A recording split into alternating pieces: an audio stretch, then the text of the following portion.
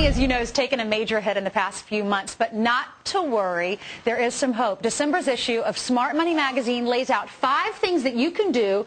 You can get back on the road to recovery. Matt Heimer is the deputy editor of Smart Money, and he's here to tell us how to start rebuilding our wealth. Good morning, Matt. Good morning. A lot of people looked at their 401k the other day and they thought, oh my goodness, what am I going to do? All right, let's start with what we can do. First of all, rebuild wealth in 5 categories: retirement planning, investments, borrowing, real estate, and spending. How do you rebuild?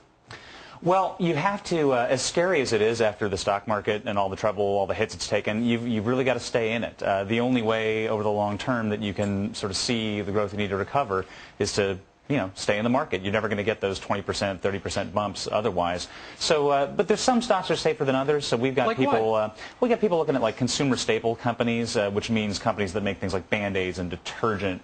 Also companies that sell it, like Sure. Walmart. Basically places where even when the economy's low, people are going to keep spending on this. All right, your next point is rethink retirement. What do you mean by that?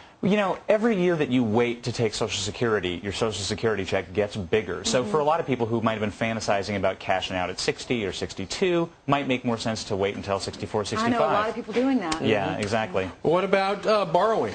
Well, yesterday there was a big new initiative to make it easier for consumers to borrow. So mortgage rates are going down, auto loan rates are likely to go down. But you're not going to get those good deals unless you keep your credit score healthy. So it's very important to do the obvious stuff like pay bills on time, but also keep your balances low, because the lower your balance is as a percentage of your credit limit, the higher your score gets. Right, but it's kind of hard right now because a lot of people are using their credit cards to buy groceries and stuff. Yeah, unfortunately that's an issue. As long as you're paying on time, you can kind of mitigate that. I mean, a lot of people say it's a good idea to actually maybe get one more credit card, but then almost never use it, because that'll make your limit higher and your percentage lower. Right. What about real estate?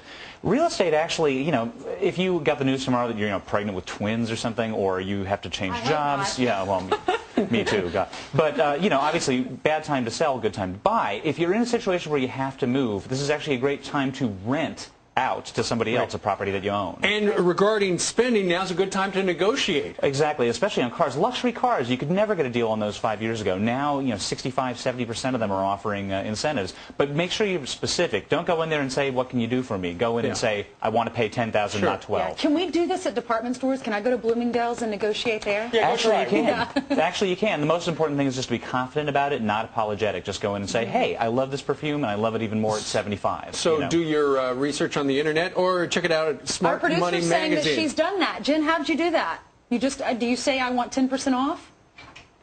She's a shoplifter. No, I'm kidding about that. She's not answering. It's the 5-figure discount. 5-finger discount. I'll try it. I'll try it. All right, Matt Heimer, we thank you very much for joining us.